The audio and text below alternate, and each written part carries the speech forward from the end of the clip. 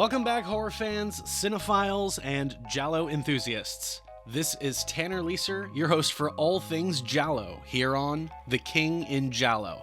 For this December special episode, I will be giving a full review and GialliTally for the 2024 giallo horror short film, Til Your Last Breath, written and directed by the King in Giallo subscriber and friend, Peter Dorn-Ravlin. This review and GialliTally will contain spoilers, but please, we invite you to watch the short film in its entirety over on Peter's YouTube channel, link provided in the description. But I digress. On to the review. Spoilers ahead for those of you who haven't yet seen the short film. You've been warned.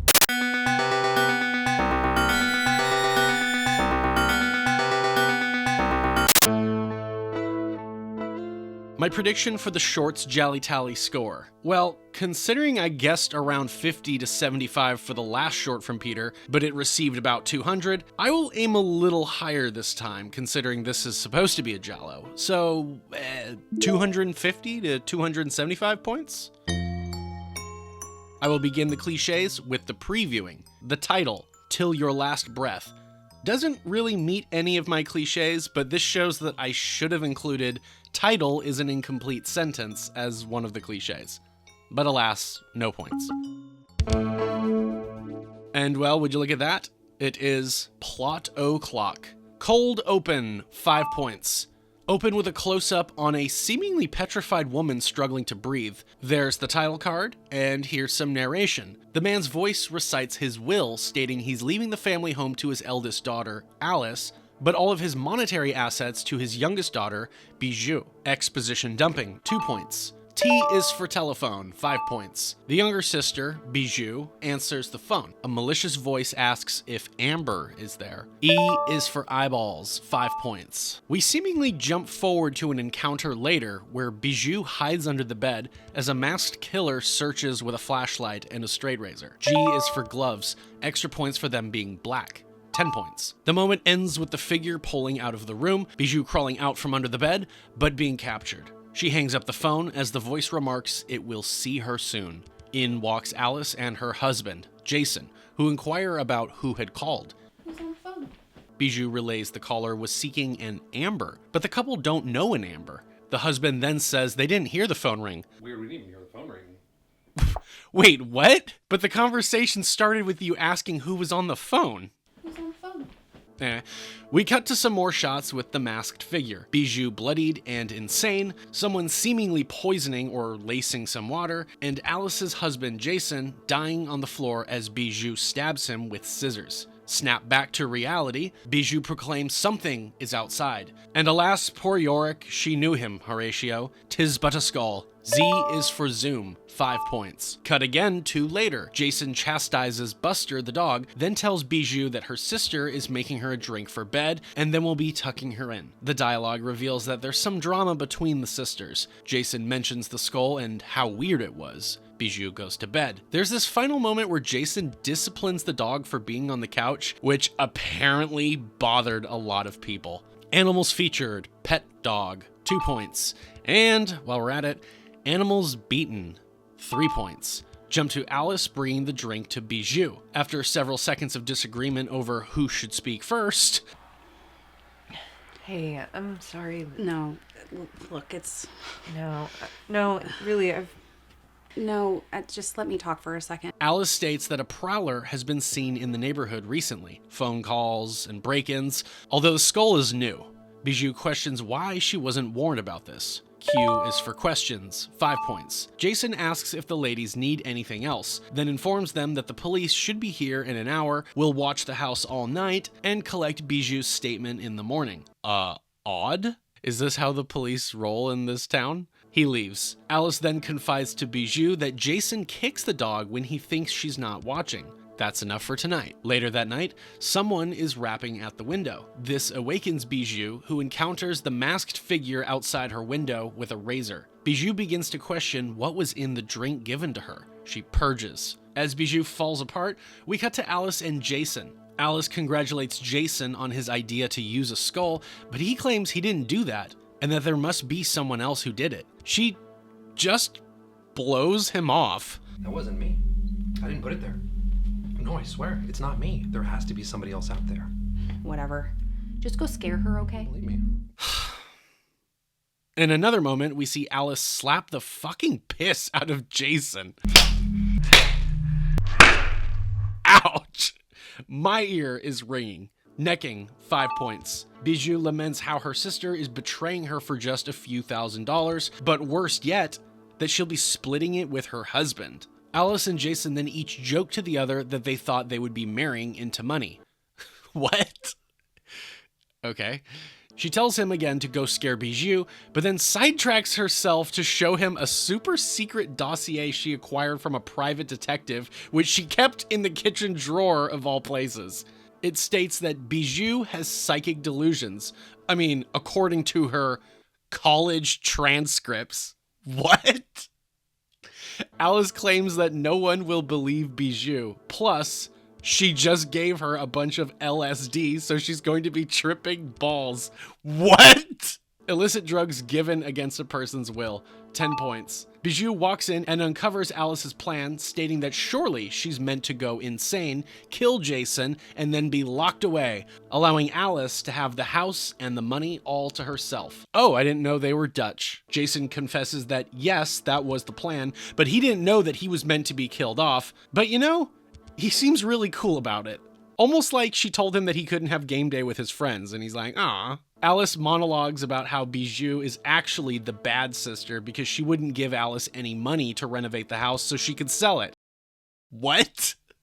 Bijou then offers Alice whatever amount of money she wants in order for the sisters to just never see each other ever again. But this doesn't go anywhere, as Bijou just walks out, stating that she'll hitchhike to a hotel. I mean, like, technically speaking, if Alice just wanted the money, Bijou was just offering it, right? Later, Jason tells Alice that he sees someone outside with a flashlight. He goes out to investigate, but something happens. Alice runs inside and locks the door. The masked figure is outside. Alice returns and calls the police. Well, in theory, she does. The figure produces a key and unlocks the door. Close up on a door handle. 5 points. K is for knives. 5 points. U is for undercover. 5 points. The figure approaches Alice, taunts her with Jason's glasses, which he crushes underfoot, grabs her, and slits her throat. Alice falls dead as the killer shuts the power off. Bijou shambles through the dark with a lantern, finds her sister's phone, and notices the recent call to the police department. She finds her dead sister and is confronted by the killer. Bijou runs and hides. The killer continues to taunt her. They make their way into the bedroom where Bijou's hiding and is signaled under the bed by the sound of the ringing phone. But it's a trap! Bijou bursts out from the closet and... yeah! She runs away. She runs away, but the killer finds her. I'll say foot chase. 5 points. They struggle. The killer with the razor and Bijou with the scissors. She wins and stabs the figure, who plummets down the stairs. Bijou approaches the downed killer, revealing it to be... well, who else? Jason. He reveals that he would have secured a bigger bank account for himself had he gotten away with it. Bijou's reaction is mine. Woman outmuscles a man, 15 points. Hidden identity of the killer until the final moments, 5 points. I'll also say psychic visions, 5 points. Betrayal by the killer, 5 points. L is for lies, 5 points. S is for secrets, 5 points, and extra points for T is for telephone for the killer making a call, 5 more points. As Jason lies cackling on the ground, Bijou walks away as the sound of police klaxons approach. In an ending narration, she remarks that she'll be getting Buster and the house now. And that's Till Your Last Breath. So, all my jokes aside, I do enjoy this. I was fortunate enough to see an earlier cut of the short this year and provide some feedback, which seems to have made it into the final edit. The truth is, it is really difficult to craft a giallo-type plot with intrigue and betrayal, misdirection and red herrings, all in under 20 minutes. Sure, the ending might be predictable, but like I said, there was only so much time to introduce the cast of characters and get the ball rolling. The reveal does wrap things up pretty nicely. The kill we get is pretty nasty, although nowhere near as brutal as that fucking slap. I think a full-length cinematic version of the short would be really cool. The characters would get to be fleshed out more, the mystery would have even more time to breathe, and the plot would be able to invite new characters and pathways to help tell the story. Giallo is mystery, and mystery is very difficult to do in a short amount of time, particularly in the giallo format. But let's segue to the GialliTally cliches for this movie. Post-giallo viewing cliches. The reason for the killings. Greed and gain, 5 points. The reason for the investigation. Technically there's not one, so no points. The style bonus. We lack POVs and crash zooms, but we do have a zoom. We have a couple mirror shots, and with the black and white, we also don't have any colored lights, but we have usage of the shadows and a random low-angle Dutch tilt. There's a lot of style in the choppy editing during the scenes with the visions. So, for a max of 25 points possible, I'll give Til Your Last Breath 10 points for its style bonus. Soundtrack. I can't hide from him. I can't hide from him. I can't hide.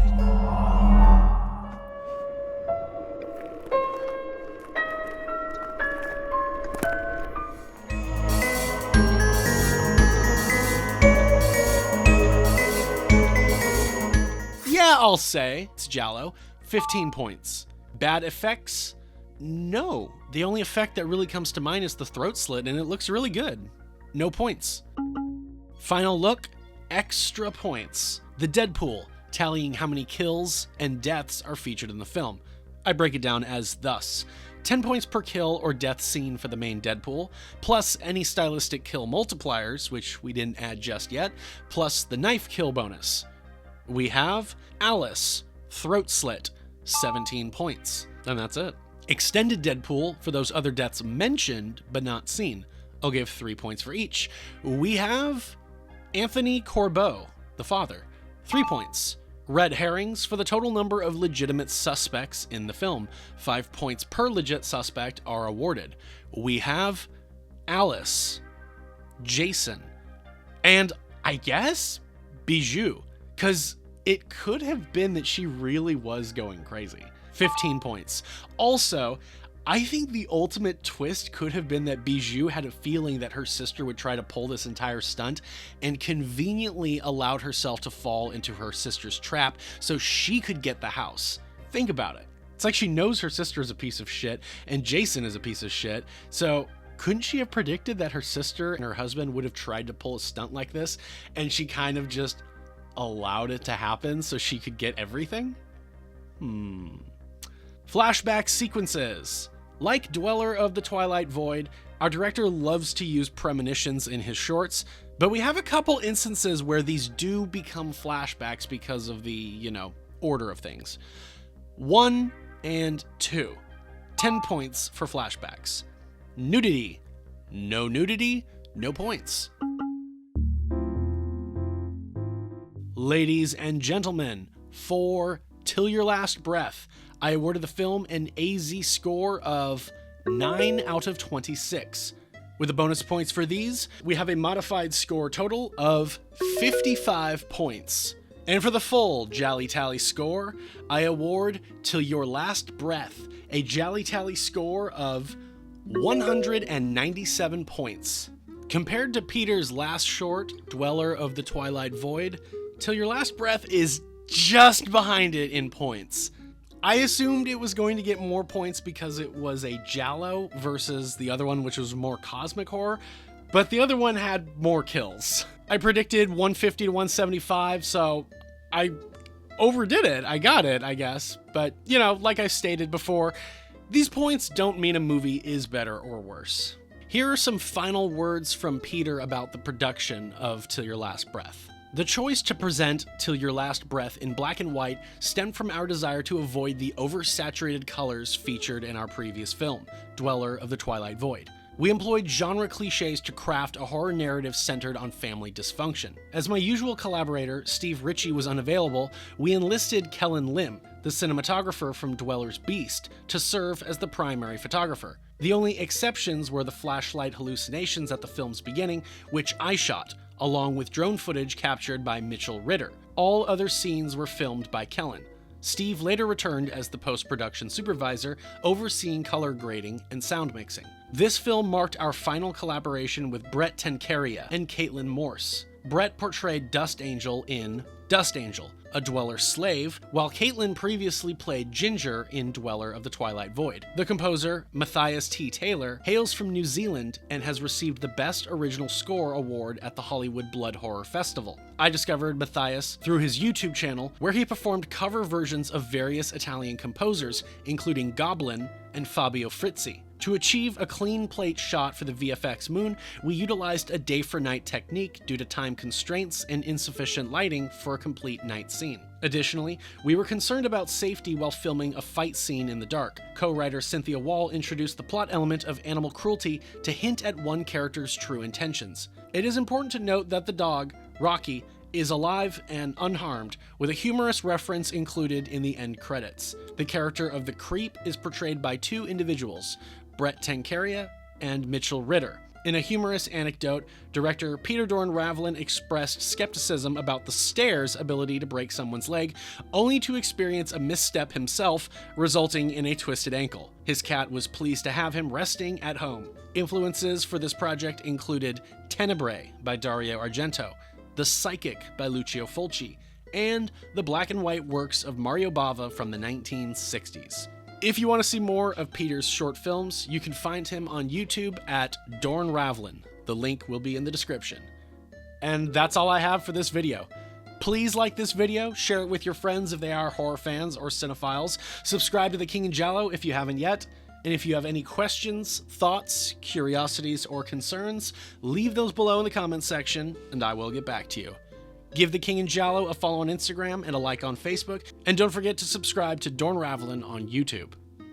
Next time on The King and Giallo will be a Christmas Giallo special, and then the final video of the year, How Giallo is Maxine. Thank you very much for your continued support, and especially to my patrons. This is Tanner Leeser for The King and Giallo, and if nothing else, I'll see you next time.